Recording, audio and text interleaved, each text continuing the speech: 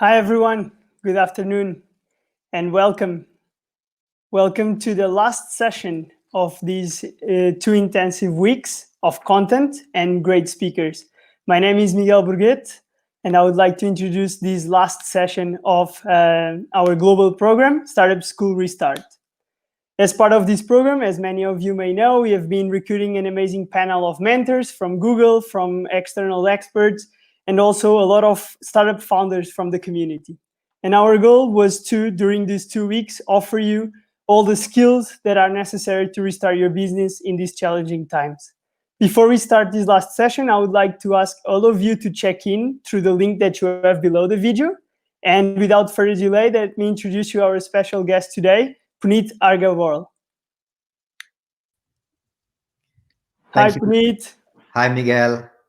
Welcome. And let me just briefly introduce you so that people know you better. So Punit worked as a product marketing manager for several startups. He also worked as a consultant and then joined Google as a head of entrepreneur development, offering exclusive coach to founders of companies acquired by Google. Punit is currently an advisor at FounderBay, a company offering leadership development services to CEOs. So everyone, please feel free to drop your questions to Punit so that he can answer by the end of the session. And thank you everyone for joining. And most of all, thank you very much, Punit, for being part of the program and lead this last session. Great. Thank you, Miguel. And thank you, Google for Startup. So as Miguel mentioned, we're going to do some questions at the end, but we're also going to do some questions in the middle as well. So feel free to keep posting your questions and Miguel can help ask those for you. So this last session is about really leadership in uncertain times. And as we're all going through still uncertain times, I want to help us understand what can we do to restart and what can we do to deal with potential other uncertainties. So this question I ask when I'm coaching CEOs and founders is, well, what are you certain about, right? Everyone talks about being in an uncertain time, but what are you actually certain about and what were you actually certain about before? Another way of answering this is, well, what's different now? What are you uncertain about now that you weren't uncertain about before? And on reflection, a lot of leaders talk about their companies, their business, their family, or their health. And the reality was we were always living with some form of uncertainty. We're actually used to dealing with uncertainty. And how we've got used to dealing with uncertainty is the grief cycle. And some of you may have seen this, where we think about going through stage 1 of denial, through to anger and frustration, through to a bargaining or negotiation, and possibly a depression and a sadness, feeling overwhelmed, and actually out through to acceptance. So each of us has possibly dealt with some loss, some grievance, where we've had to go through this cycle. What's different about this current pandemic and this crisis that we're going through is there's multiple cycles, there's multiple ups and downs. And how we can make this even better for us is to think about a 6th stage. Beyond acceptance is a 6th stage that I call finding new meaning, right? So as we go through the session today, I want you to, one, think about where are you in the cycle, in your cycle? Are you in denial? Are you in negotiation, bargaining? Are you in acceptance? And then lastly, how can you find a new meaning to help you break out of that cycle? So I want us to look at some images, and images can have different meanings. So some people, when we look at this image, it looks like a person sitting alone, isolated, maybe even feeling lonely. Or another way of looking at this, we could have this person sitting in a reflective moment, sitting in a rare, sacred moment by themselves to contemplate and think about life, right? So they can have different meanings with one image.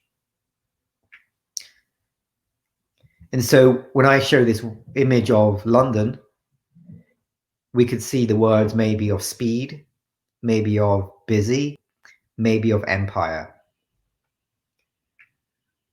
But that same city didn't always look that way.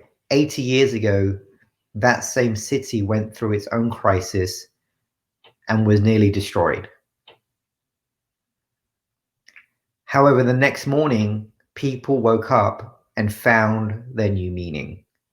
They found a way to come out of their own grief cycle, their own sadness, their own frustration, their own anger, and find new meaning. And possibly this person's new meaning was to serve, to help people, to do his job.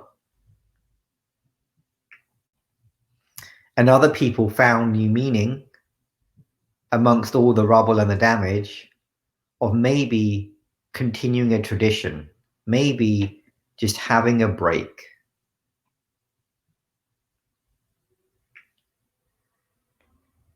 And even down in the bunkers and the cellars, as a war was going on above them, people were able to gather and celebrate together. So again and again and again through history, we've always seen people go through a crisis, through uncertainty, but find new meaning to help them out of it. So with this city, again, went through their crisis, found a new meaning. And another city, and a city that most recently in New York for 9/11 went through a crisis and has found a new meaning and bounced out of it and survived. So I've only flashed 4 cities, and maybe it's a city you visited, maybe it's a city that you know. Each of those cities and the one that you're in has survived. Cities find a way through a crisis to survive. But now I want to take it down a lower level. I want to talk about companies. And when I think about these companies, these 5 companies, these companies were the best in their industries. People dreamed about working for these companies. People dreamed about flying with these companies or using the services of these companies. But all these companies have gone. They have not survived. All of these companies have been shut down, gone bankrupt. So the question is, why is it that cities survive and companies fail? Why is it that every single city that we can probably name throughout a long, long history has found a way to survive, and yet companies that we've admired have failed? The list of companies goes on. While these companies are still in existence, at one point, these were the best in the world. I grew up in an era when my first computer, my first internet search engine, the other internet search engine, my first printer, my first camera, my first Walkman were all made by these companies. And now they're struggling to survive.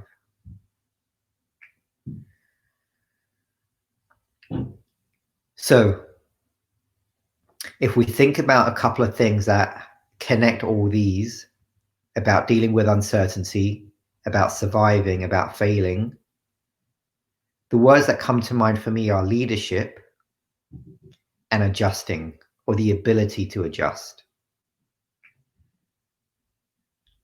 So there's a famous quote that talks about how pessimists will complain, how optimists will expect, and how leaders will adjust. So in the time that we have together, worry less about the slides and what I'm saying, focus more on what resonates with you as a leader, and think about that one thing you can do to adjust, to find new meaning, to help you and your family and your company and your community potentially get out of the crisis.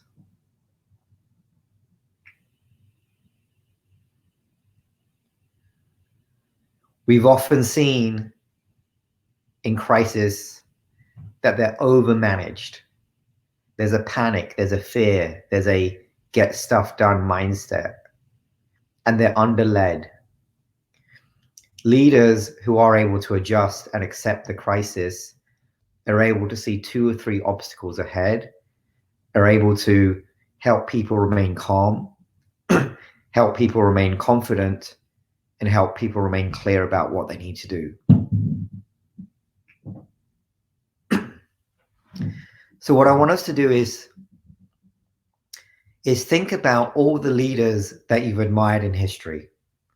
Think about their qualities that you've admired of leaders in history.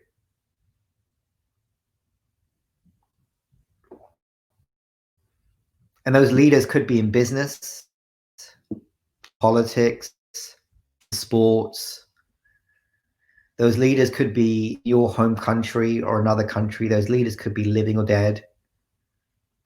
Right? Think about some of the qualities that you admire in leaders.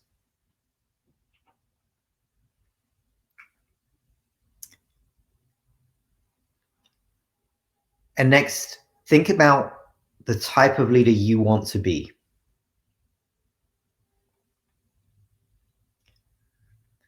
So the qualities we've admired of leaders in history is historical. The type of leader you want to be is future, right? So if we can actually label and identify leaders who have had the qualities historically, and we can label and identify the qualities that you want in the future, all we're left with is the present. Qualities have existed in the past, and qualities will exist in the future. So in the present, in this moment, what we're left with is you as a human. Before you're a leader, you're actually a human, hopefully a great human. And our DNA indicates that we're actually 99 point something similar to each other. So what makes you unique as a human is your ability to understand yourself, have that self-awareness of what you like, what you don't like, what motivates you, what demotivates you. And a couple of simple symbols to think about. So one is the sun. The sun represents energy. The sun represents light and life. So how aware are you of what energizes you? Maybe you want to write stuff in the chat box if it's helpful to share, but what are some of the things that help give you energy? Is it sleep? Is it food? Is it exercise?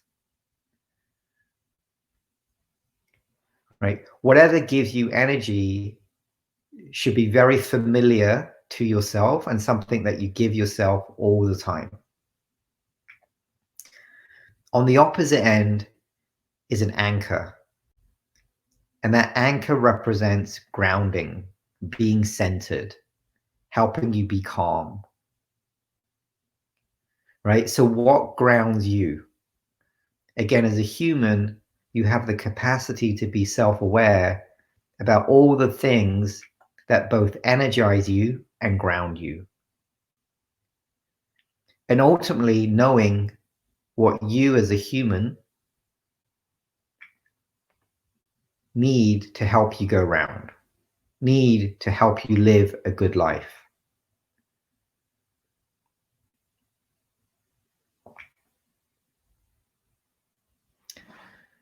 So in the absence of that, in the absence of knowing what energizes us, what grounds us, that can lead to stress. And stress in this iceberg is very visible, right? We've all experienced some form of stress. But underneath the stress, underneath the layer of the top iceberg, are a bunch of emotions. And underneath the emotions are thoughts. And we as humans probably have 80,000 thoughts going through our head every day. Every one of us on average has 80,000 thoughts going through our heads. Maybe repetitive thoughts, maybe useless thoughts, but our minds are busy with 80,000 thoughts. And those thoughts hook onto an emotion.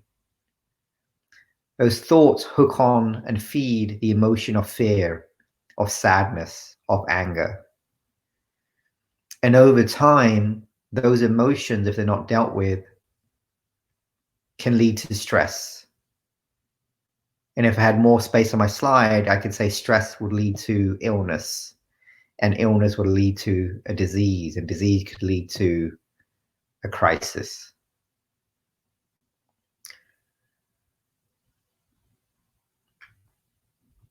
So I want to share what I'm experiencing as I'm coaching founders around the world as they're managing their thoughts and their emotions and their stress.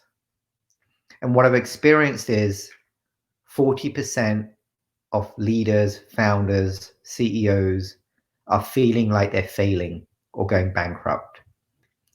50% are paralyzed and stuck, and 10% are finding a way to innovate and adapt. They're actually loving the crisis. They're loving the opportunity to rethink an industry, to rethink a solution, to rethink how to be a better leader. The group I'm most worried about is the middle. I'm most worried about the group that are paralyzed and stuck, because that is the opposite of adjusting. And somebody who knows more about humans and species than I do has talked about it's the most adaptable that survive. Right? It's not the strongest, it's not the most intelligent, it's the most adaptable. So what can you do? What one thing can you do to be in that group of adaptability? Another layer I want to talk about that makes this harder, that makes this different is we've actually, as a civilization, never experienced this level of uncertainty. It's probably the highest level of uncertainty in our history that at least we can remember. The second is there's a lack of facts. We just don't know. One day a government says one thing, one day the World Health Organization says another thing, one day the internet says a third and fourth and fifth thing. Another reason why this is different is, as founders, as entrepreneurs, as leaders, we're used to solving problems. And yet this moment has made us paralyzed as observers. We're just witnessing and watching. The fourth is, this is happening everywhere. There isn't a corner of the world that is immune to this. And lastly, it's an opportunity, actually. It's probably the place I care most about. Is it's a way for us to evolve leadership.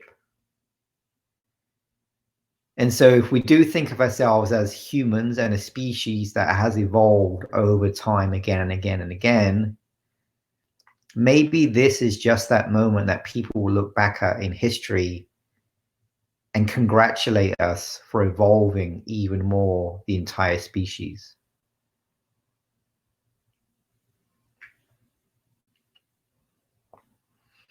So going back to the earlier image of the person reflecting in their sacred space, that sacred space for many of us became a cage, a prison. We were trapped in a space. And historically, our relationship with space and time was more fluid. We were able to actually move through space. We were able to move through places. However, in the most recent days, as we've been trapped at home, we've been unable to move through space. We've been unable to move through places, and it's distorted our relationship with time. Historically, we could say I'm moving from a meeting to a meeting, from home to work, from work to the gym, from a gym to a friend, meet a friend, to a restaurant. We were constantly moving from place to place, and there was a relationship with time. Without the ability to move, we've actually lost the ability to transition. We've actually lost the ability to potentially store memories.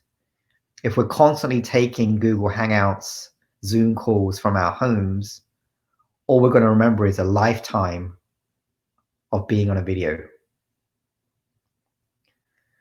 So acknowledge that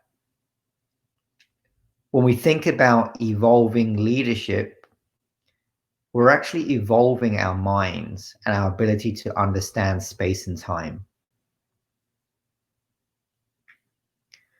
So we're going to go into some Q&A in a bit.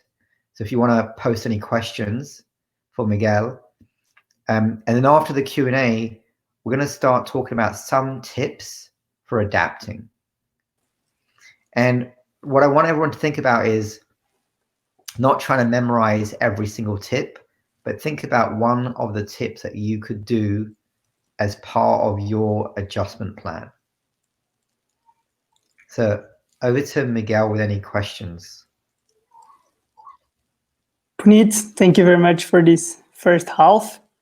So you mentioned before that only a top 10% of the CEOs are actually looking into adapt and innovate.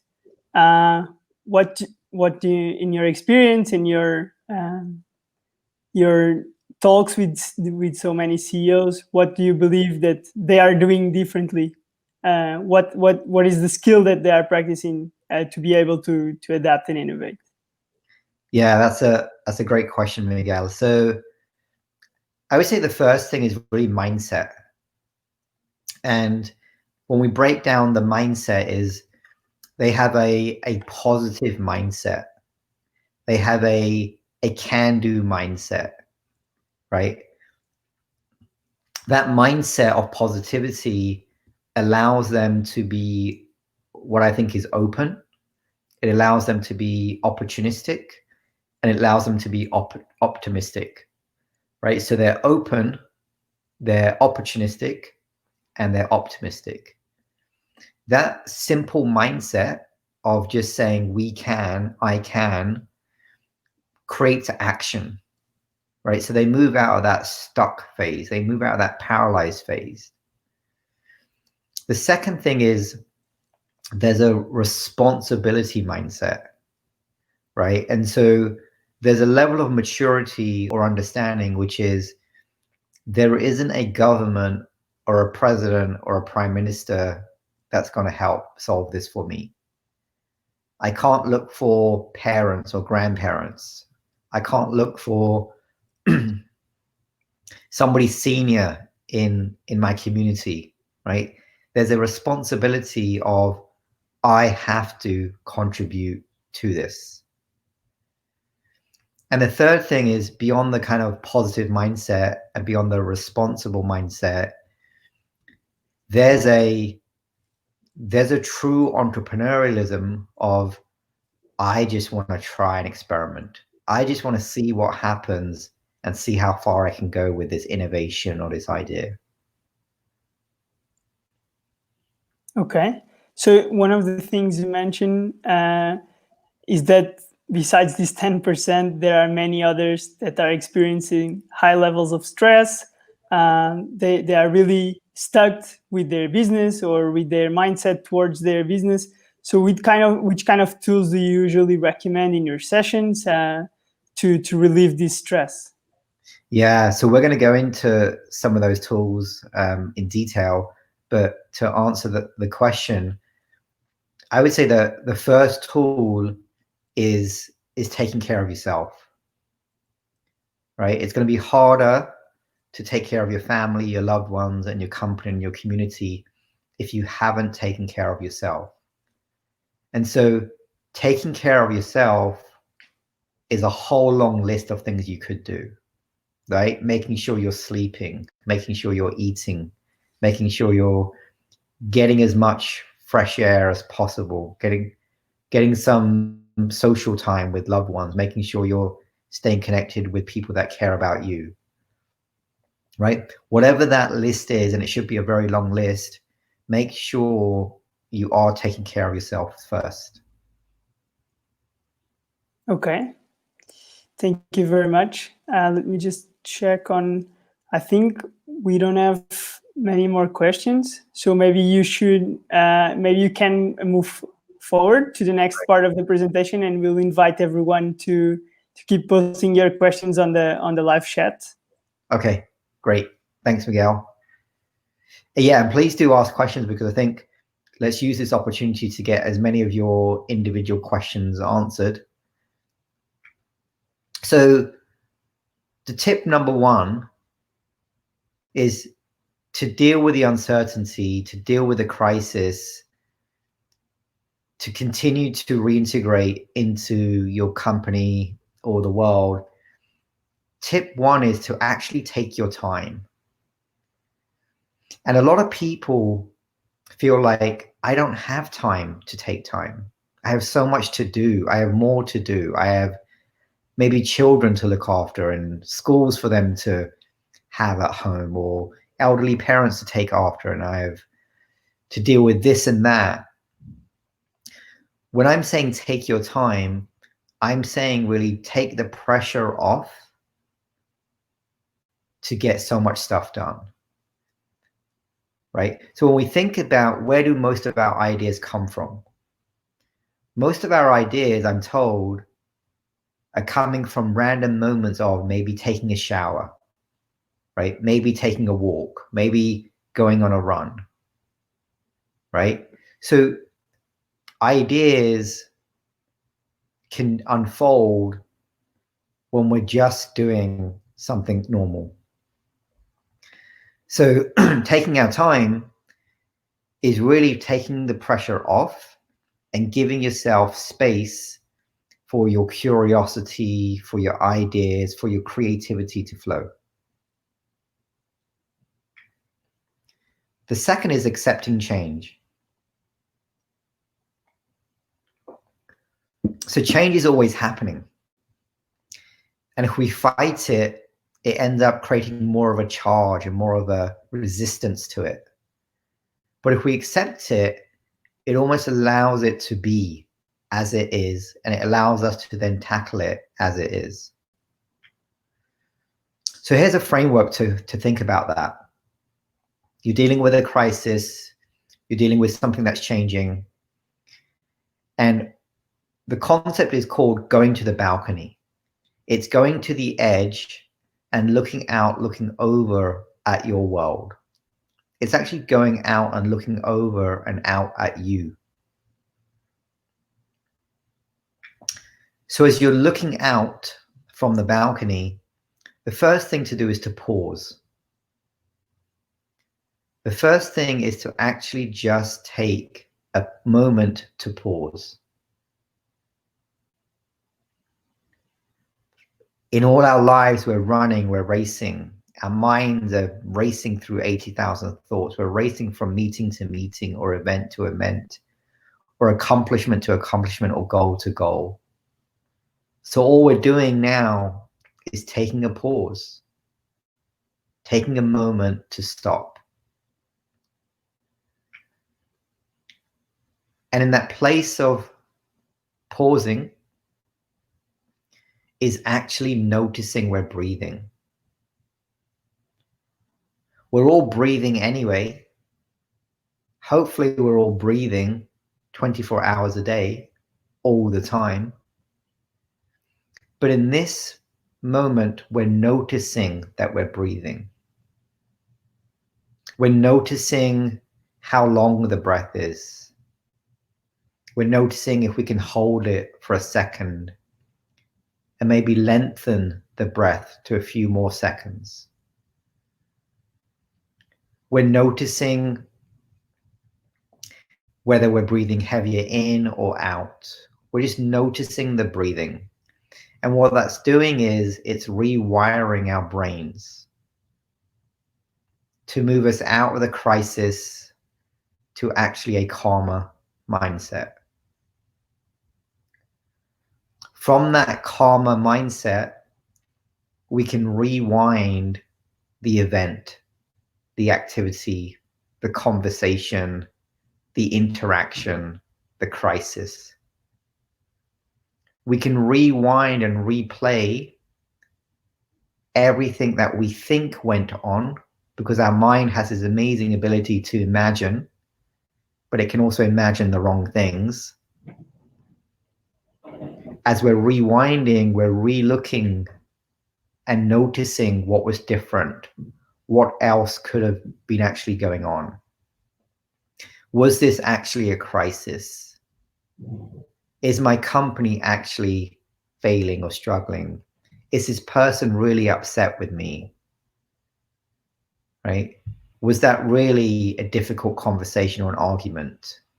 We're just noticing from a balcony outside view.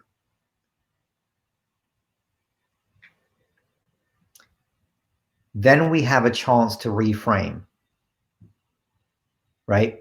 So the pause and the breath and the rewind and the notice allows us to reframe every event, every conversation in a way that is more beneficial to us, in a way that might be more accurate, but is more beneficial to us.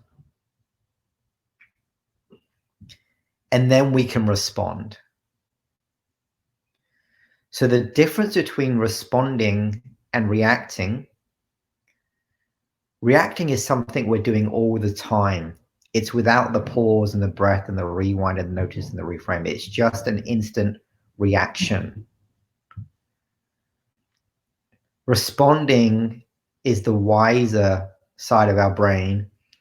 It's the one where we've fully embraced and noticed and reframe what's going on. So another term for this is called witness consciousness. You are being a witness and conscious of what's going on, what's truly going on, in a way that can benefit you.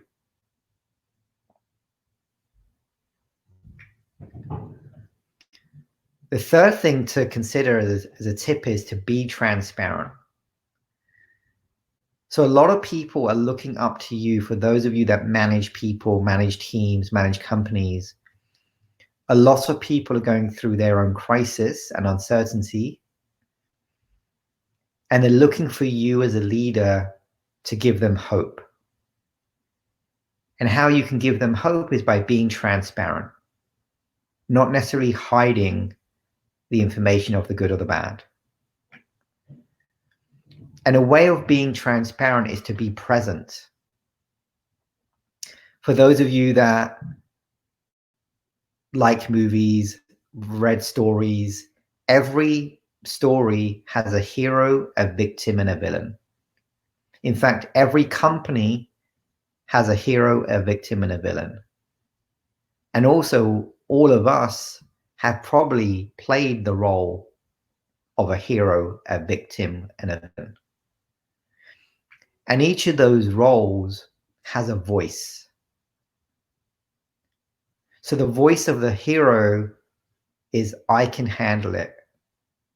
I can help. The voice of a victim is, this is hard. There's nothing I can do. And the voice of a villain is, who's to blame? You're wrong. So if you recognize those voices in yourself, that's okay. If you recognize those voices in your company, that's okay. What we want to do is find a way where you can be in the middle, in that golden circle, and be present, right? Maybe a little bit of hero, but noticing you're not necessarily a victim or a villain. And then be transparent in your communications to your team and to yourself.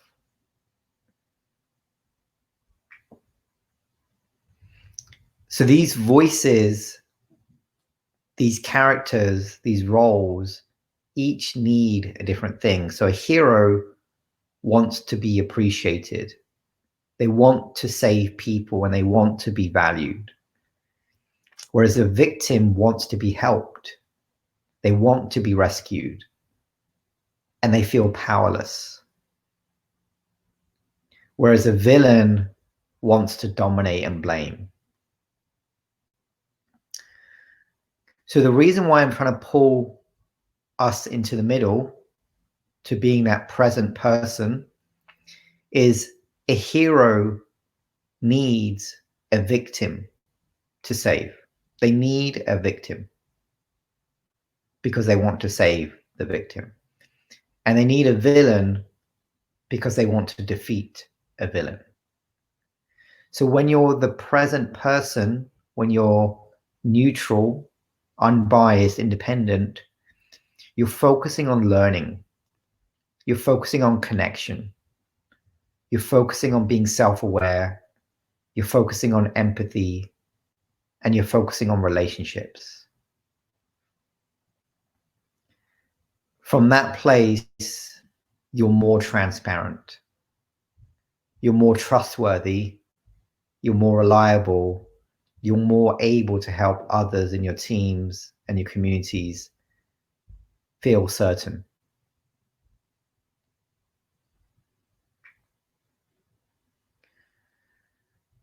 So the fourth one is to set reasonable expectations. We've already probably all lived in a world where we've set expectations, high expectations of producing and producing and producing.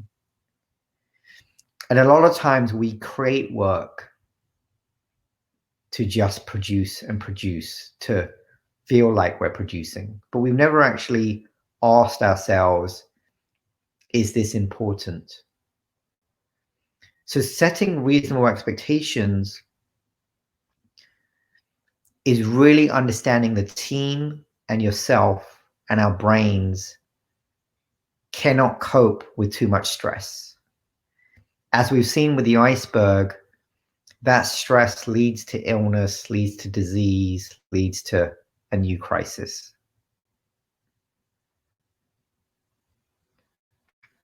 So if we look deeper into the brain, if we look at the red part, which is the ancient reptilian animal brain, that is focused on safety. Will I survive? Do I need to fight? Do I need to flee? Or do I need to freeze? Unreasonable expectations, as in too high expectations that are unreasonable, activate the red part of our brain.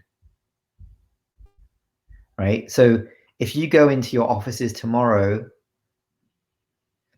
and you told everyone we need to make up for lost time since mid-February, and it's a big expectation and it feels unreasonable, but it has to be done, your team and yourself are likely to sink into that red part, that survival state. Am I safe? Will we survive? The reasonable part moves beyond the red and beyond the blue, the emotional, into what's the executive, the front part of our brain, the wiser part of our brain. And that focuses on rationality and practicality and learning. So notice how people react to your reasonable, unreasonable expectations, and notice that they're maybe trapped in their own survival state, and that you can actually get more from them. You can get more productivity if you help pull them into their own executive front parts of their brains.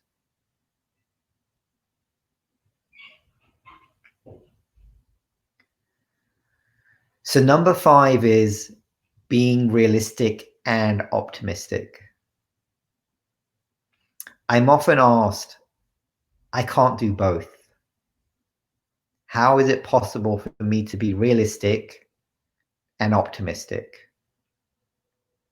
The key word here is the one that's not there, and that's pessimistic. Right? So we're clearly saying in number 5, you as the leader, as the CEO, as the founder, as the entrepreneur, cannot be pessimistic. You have to be realistic and optimistic. So a way of looking at this is always ask yourself, what is best? Like, what is best and who is best for my business going forward? If every day you're asking yourself, what is best and who is best, there's a realistic element to it. And for your business going forward, there's an optimism to it.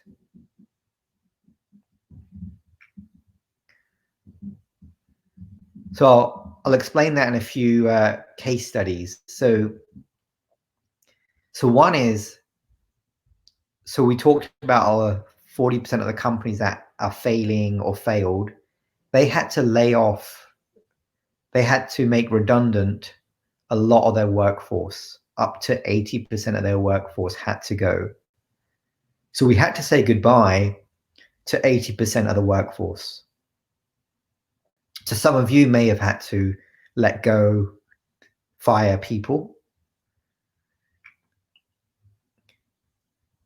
What I want to talk about is those that remain, those that didn't get fired. They go through 3 stages of distraction.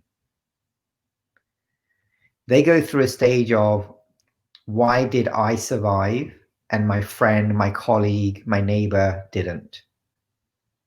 There's a guilt when they feel that they know someone that lost their job and might not have money, might not be able to get a job. So there's the guilt of the survivor. Then they move to a distraction, which is, will I survive the next round of cuts or layoffs? Will I be next? I saw half the company go. I think I might be next. And where this gets intensified about my survival in that part of the brain, the red part of the brain, before the crisis, this person who's saying that might have been in the middle. They might have been average. But now that the bottom 50% have gone, they are the bottom, right? So even though they survive, they now know that their survival is at risk. Their red part of their brain is freaking out about their survival. Then it goes to another distraction of, will this company survive? Will we all survive? Are we gonna all struggle? So there's a reality to these thoughts. There's a reality to these experiences. And we want to be optimistic and pull people out of that. We want to take them on our ride, on our rocket ship up to wherever we're trying to go and to our mission.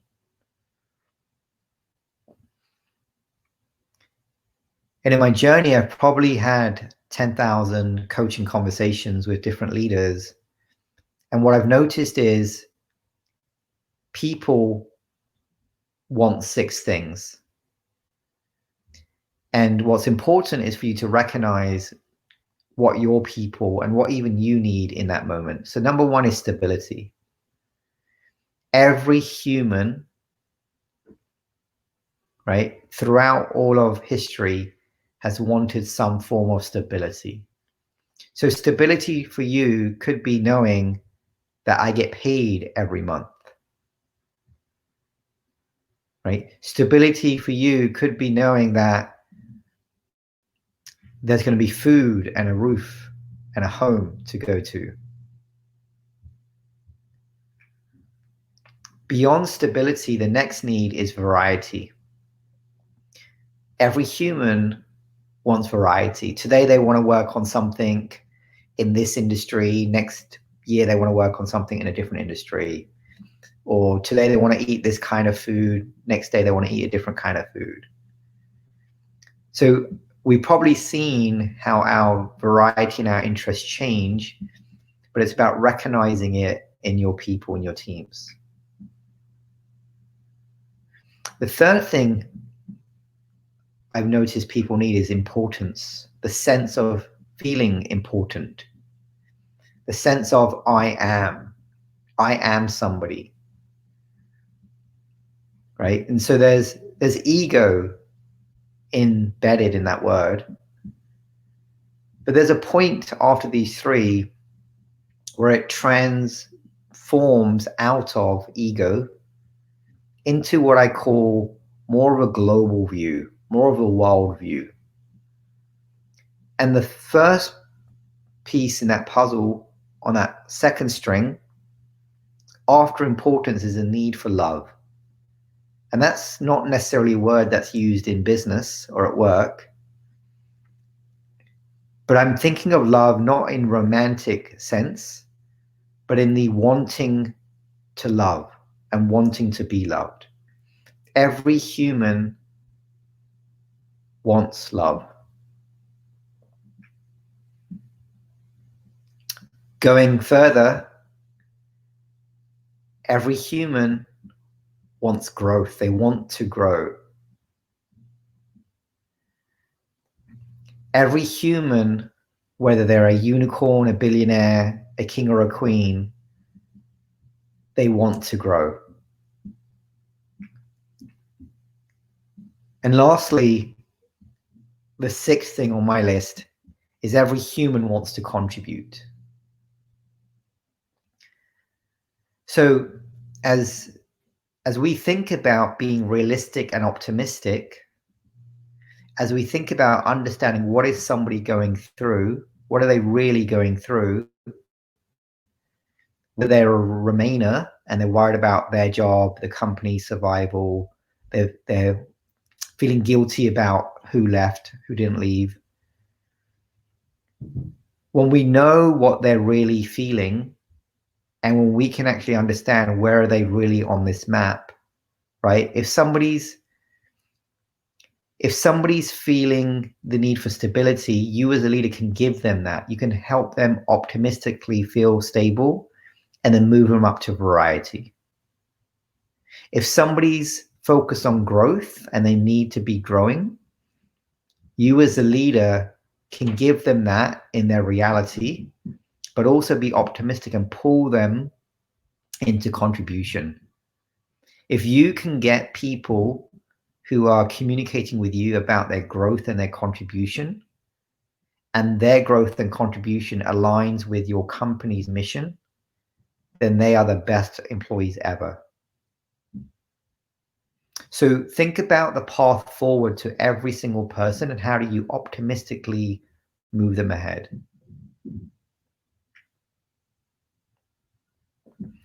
So number 6 is to recognize no one person has the answer. There isn't a single person that has lived the year 2020 before. There isn't a single person that has lived through this crisis or pandemic before.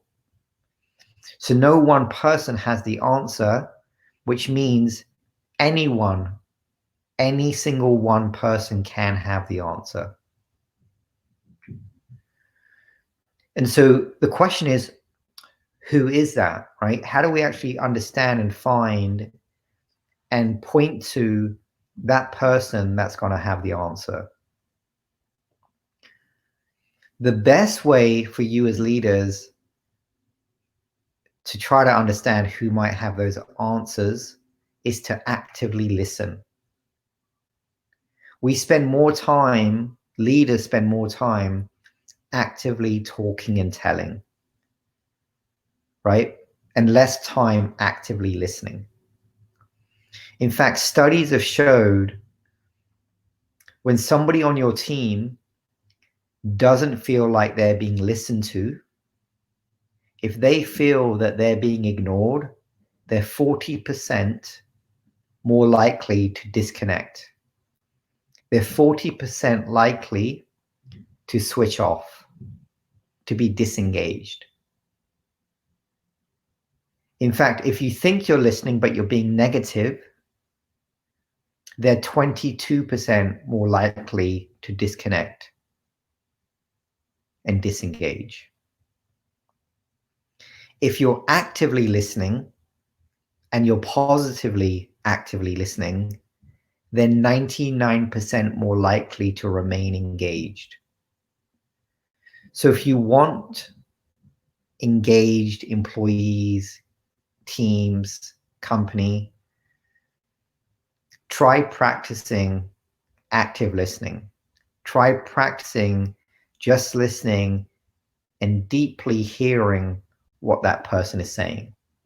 Noticing that your mind will try to make assumptions, try to rush them through, try to insert your opinion. But since no one person has the answers for the crisis or your company or the world you live in, I encourage everyone to try to just actively listen. So number 7, this should be the easiest. This is what entrepreneurs are born to do. Experiment with everything. It's never been done before, so do it. So think about every day measuring yourself on being an entrepreneur, right? We can't just measure your entrepreneurial spirit by the success of your company, by the size of your company.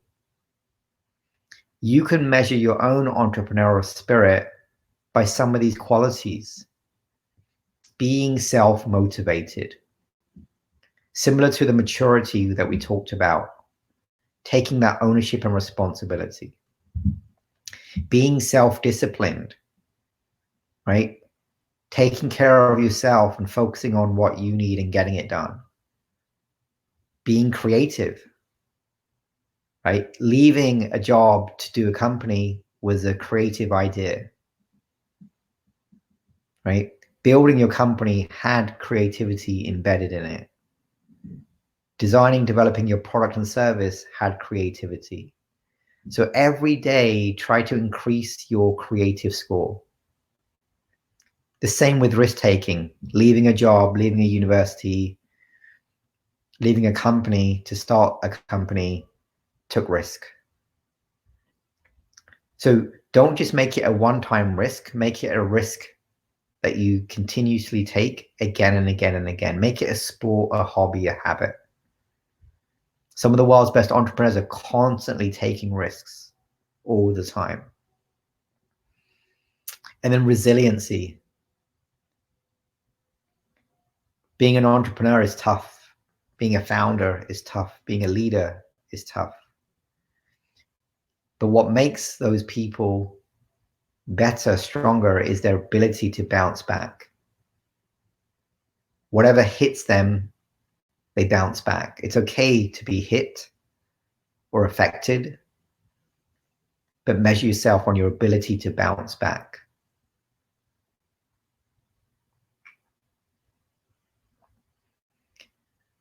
So tip number 8 is to prioritize ruthlessly.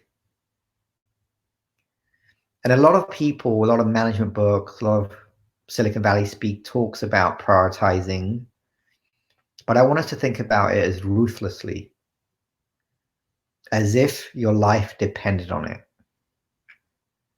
So to do this, think about the things you should do versus the things you should not do, the do's and the don'ts. Think about the hundreds of emails, Slack messages, things to do on your list, and moving them either into the do or the don't list, the do side or the don't side. And the don't side, I want to actually break it down into delegate, dump, or delay.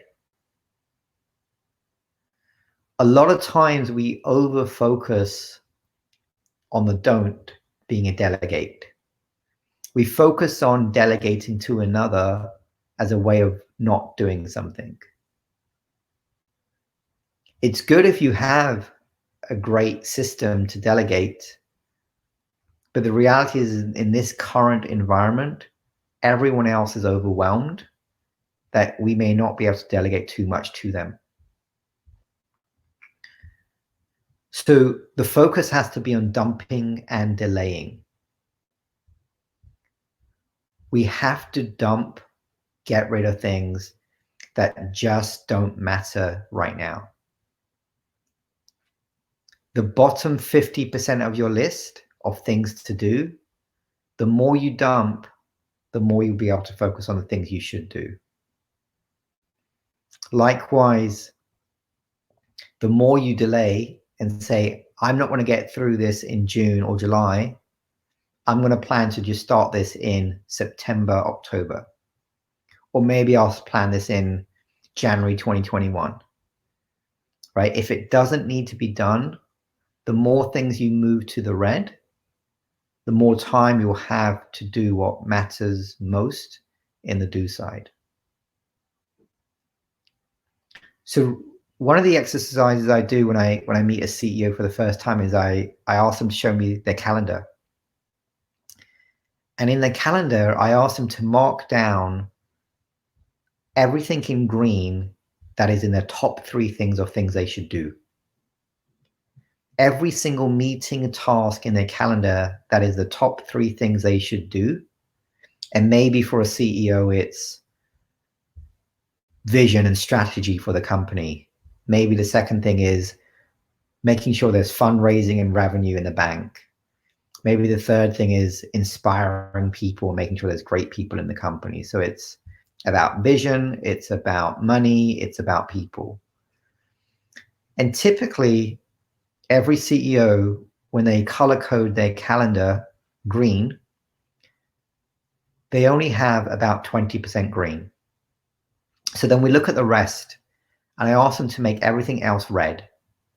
So they're basically admitting they're spending 80% of their time on the red and 20% of the time on the green. So then we go through a conversation. What if we doubled the amount of time you had on your green? What if we tripled the amount of time you had on vision, money, people, and they get more and more excited. So I set them a goal of a week to convert their calendar to 80% green and 20% red. So I encourage everyone, if you can, think about the 3 things that you should do, and how does your calendar support that? How does your calendar reflect allowing you to do those 3 things? Related to that is taking care of what matters most. So for me, what matters most is my health, my family, and my business. So whenever I've got something to do, someone to meet, something to get done, I'm always asking myself, does this matter most? If it's a yes or a no. Does this improve my health? Does this improve my family's life? Does this improve my business? If it's a yes, a clear yes, I do it. If it's a clear no, I don't do it. There is no room for maybe. There is no gray area. If it is a maybe or gray, it's effectively a no. If we're not sure whether it improves my health or my family's life or my business, if we're not sure, it's a no. There's always something that can improve my health, my family, and my business. So find the 2 or 3 things that matter most to you and use it as a filtering system. One of the questions I ask leaders in coaching is, what do you care most about? What's the one thing that you care most about? And everyone's great at coming up with an answer. And then I push them and challenge them. And the question I ask next is, so how do you care about the thing you care about? Like, explain to me how you care about the thing you care about. And some people who are really good and thought about this, they can list about 10, 12 different ways of how they care about something. And then there's others that get stuck on 2 or 3 things. So when they're stuck, the next question I ask is, so what else could you do to care about that thing you care about? So where I'm going with them is a journey of understanding, do they truly care about this thing? Or are they just saying it? If they truly care about this thing, they should be able to demonstrate how they care about it. And they should also be fluent in ideas of how else they can care about it.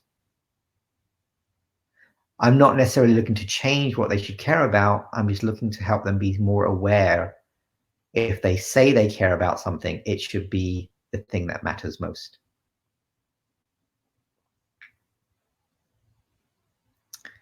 So on to the last one. And the last tip is really redefine what it means to be human. As I mentioned, we have all gone through a crisis, uncertainty before.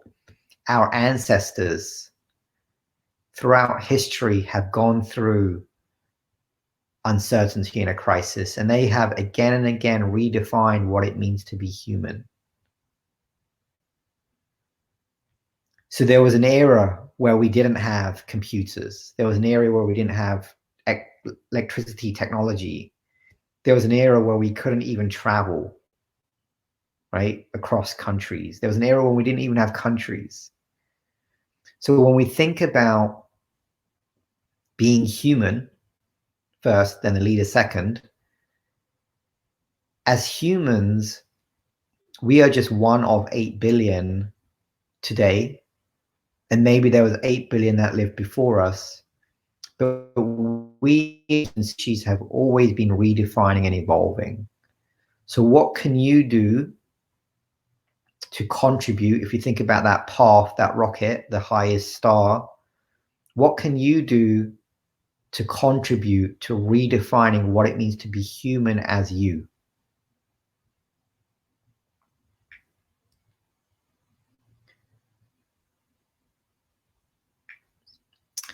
So there's a couple of humans who have thought this through. And this is what they say. So Viktor Frankl was a Holocaust survivor and a neurologist and a psychiatrist. And in his crisis, in probably the worst imaginable crisis, he talked about a stimulus, an event, an occurrence that happens, and a response. We are living through a stimulus, an event, an occurrence, and we have a response. But there is that space, and in that space is our freedom. So while we might feel trapped, while we might feel in a prison, know that there is a space and you get to choose how you want to respond to the event. A second prisoner, prisoner number 19476/62, also known as Nelson Mandela, as a prisoner for 27 years, versus you and I who might have felt like prisoners for 2.7 months, he talked about feeling as if he was the master of his own fate. He was the captain of his own soul. So we have enough evidence in history of other fellow humans leading through uncertainty, their own uncertainty. So what can you do? What one thing can you do to deal with your uncertainty? What one thing can you do to adjust? And how can you contribute to redefining what it means to be human? The alternative is stress. The alternative is unmanaged emotions. The alternative is racing thoughts. So even if we just start with thoughts, if we start with the 80,000 thoughts, if we just found a way to watch our thoughts, watching our words, watching our actions and our habits as they become our destiny. A lot of people talk about having back pain, or they'll say something like, my back is killing me. My back is killing me. And so that thought can hook on to a destiny where they're actually saying, my back is killing me. I am going to die because of my back. But watching our thoughts and words, we can actually say, I'm experiencing back pain. I'm experiencing some back pain. Not my back is killing me, but I'm experiencing some back pain. And I think I'll lie down, or I think I'll stretch, or I think I'll take some medicine, or I think I'll book an appointment to see a doctor. Right? So that simple moving, shifting of thoughts and words should be enough. So watch your thoughts, watch your words.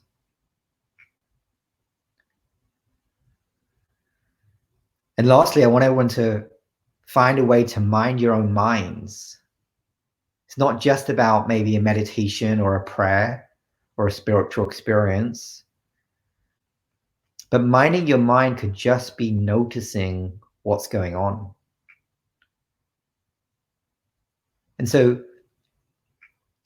if you think about these words, are you able to read this paragraph?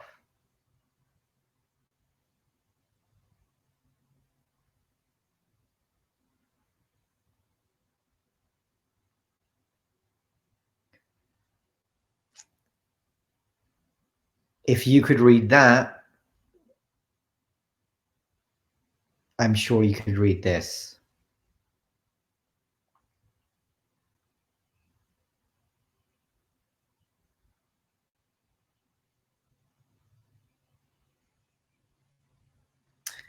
So what's happening here is our mind is reacting. Our mind is filling in gaps. So if we think about on the second line, the first word on the second line, which we all, I believe, read as the word this, what if the word was actually 7H15? What if the word this was actually 7H15? And what if 7H15 was the vaccine to the virus or the clue to your business, right? Or the clue to eternal life? What if we missed it because our mind was just racing and reacting? So we do this not just with words, we do this with people. When we meet someone, we've jumped to a conclusion, we've made an assumption, we filled in the gap of who we think they are. We do this with events. We stack memories of something that happened 2 years ago with a memory of it 1.5 years ago, with a memory of it a year ago, with a memory of it today, right? We're constantly using our minds in potentially harmful ways. So we want to continue to have use of our powerful reactive minds, but we also want to take a break, take a pause, slow down, and look at words from a different angle to see what we might have missed. Look at people from a different angle. Look at memories from a different angle. Ultimately, our eyes can't see everything, but yet we feel like we did, so we fill it in. So in conclusion, ancient monks talk about having a crisis so they can learn and grow and evolve. So never let any good crisis go to waste. Make use of the crisis by becoming a better version of yourself, a better human, a better leader, a better entrepreneur, a better family member. Use all crises to your benefit.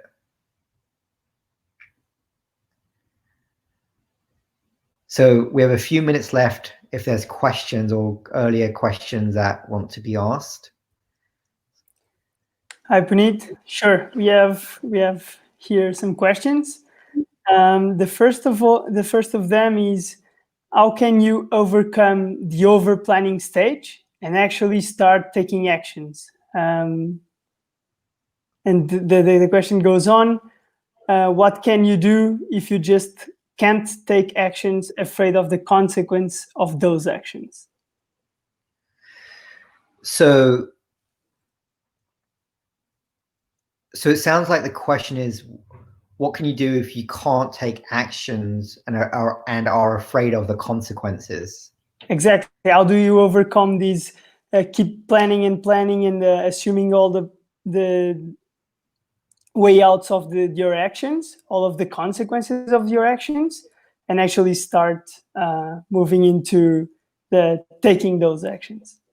Yeah. So fear is a real emotion, and fear is in that reptilian ancient red part of our brains. We all have it. It is actually necessary to help us be safe.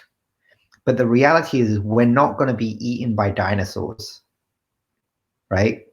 And what are we actually afraid of? What is the worst thing that could happen, right? So not to be extreme, but the worst thing that could happen is we die. And so when we're dead, we're dead.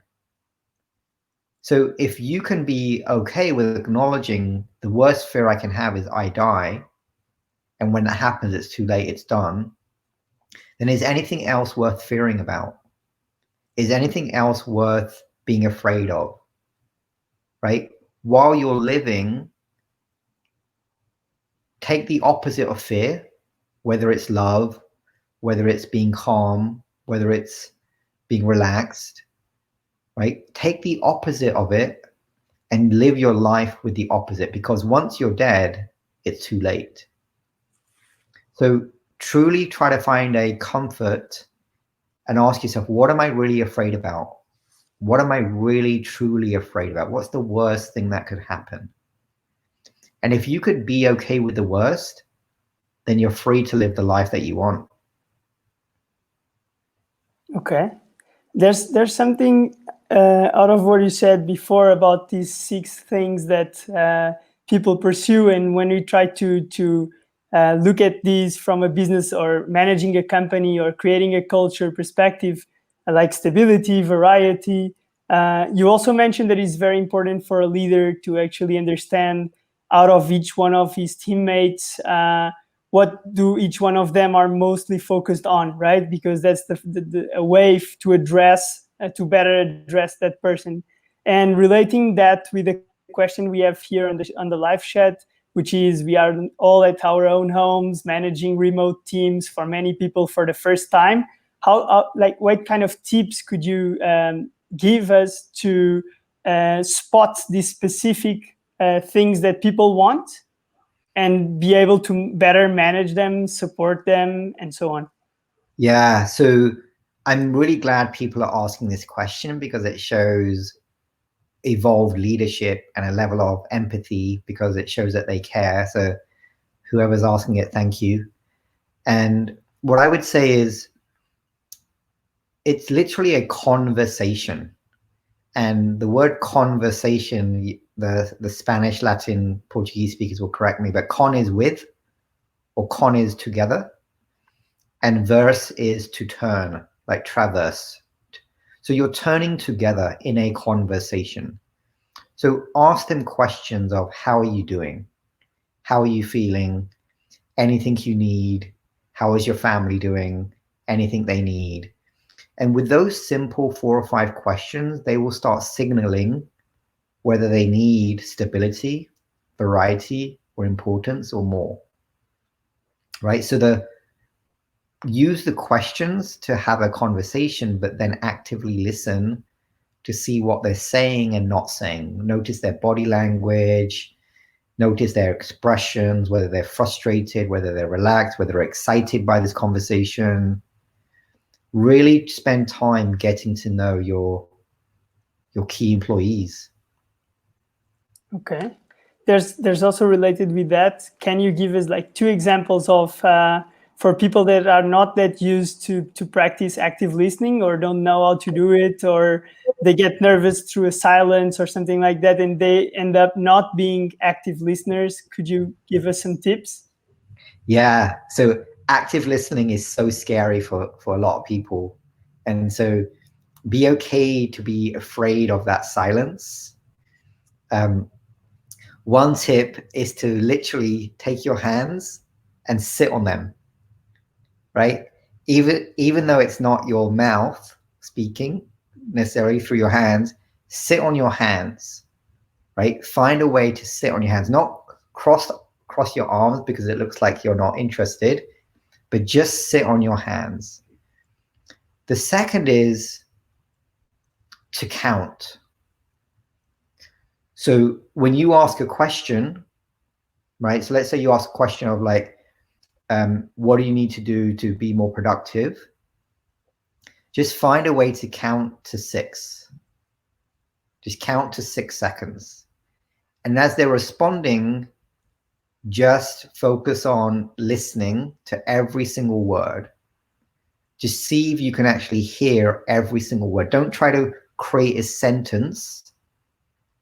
Don't try to predict the next sentence. Don't try to predict your next question. Just be with every word, right? And so you may end up not actually hearing everything they've said because you're stuck on a word, but they will feel that you're present. They will feel that you were listening, and they will continue to engage in a conversation. So So know yeah. that it's a Go ahead, sorry. Know that it's okay to be afraid. Sit on your hands, count, and watch each word, and trust that your listening will help them share more. Okay, so we can all practice now. Thank you, Punit. And one last question from Elena. How do you keep your energy positive? Best opportunities to recharge. So how do I, or how does somebody, how do people? I mean, I don't know. I think that as a tip for Elena, I would assume she wants to know how to keep her own energy positive. Yeah. If you want to give tips that what you do for yourself, I think that will be helpful as well. Yeah, so there's 4 general sources of energy in life. So number 1 is sleep. And if we think about, we can't go more than 2 or 3 days without sleep, right? So sleep is number 1. Number 2 is food, right? The right food at the right time in the right quantity. Again, we can't go without food for maybe a week, 2 or 3 days. I don't know. For me, 20 minutes. The third is the breath. Our breath actually gives us energy, and we can't go without breathing for more than 2 minutes. So just taking more energetic, deeper, longer breaths. And the last one, the last source of energy, is the positive mind. The more negative drama baggage we carry, the more energy we consume and the more draining it is. So try to empty and let go of as much stuff that shouldn't be in your mind. Okay, thank you very much. And that was the last question. I mean, we have a few minutes to wrap up. But first of all, thank you everyone for being part of this session. And if you were present in others, I hope the content and our amazing speakers were useful and added value for your companies, for your lives. And also, Punit, thank you very much for being with us through these almost 1.5 hours during our last session. I don't know if you have any final words. Otherwise, I'll pass the word to you if you have any final words. Yeah. So one thing I want to just remind us is, as humans, we've always just been social, curious, and playful, right? So whatever you can do, as much as this crisis feels heavy, like find a way to have fun, right? Have a way to just play, be social, and just enjoy as much as you can. Whatever small 1 minute you can enjoy, take it. Because that's what makes us human. So good luck everyone on your journeys. Thank you very much, Punit. We'll keep in touch. And thank you, everyone. I just want to invite Barbara Osores, Director of Google for Startups Spain, for her last words on the program and to sum up these amazing 2 weeks. Welcome, Barbara. Thank you, Miguel. And thank you, everyone, for joining today and during the rest of the session. Today, I just wanted to take the opportunity to thank you. With this last session, our Startup School Restart program comes to an end. We've spent the last 2 weeks with 23 amazing speakers from around the globe who've shared more than 16 hours of content, hopefully to keep founders and their teams with the tools and skills to restart their business during these times of crisis. We really hope you could take the best out of this program and its learnings, and you can start applying it to your companies as soon as possible. Remember that if you weren't able to attend some of these sessions, they're all recorded in the YouTube playlist, which you can find on the chat. From the Google Startups, we will continue supporting startups and leveraging the playfield for founders everywhere. Stay tuned for new content, programs, and opportunities on startupgoogle.com and on the campus website, campus.co as well. Once again, thank you all for coming today. Thank you all of our amazing speakers and everyone that's joined our Restart program sessions. Hope to see you soon again.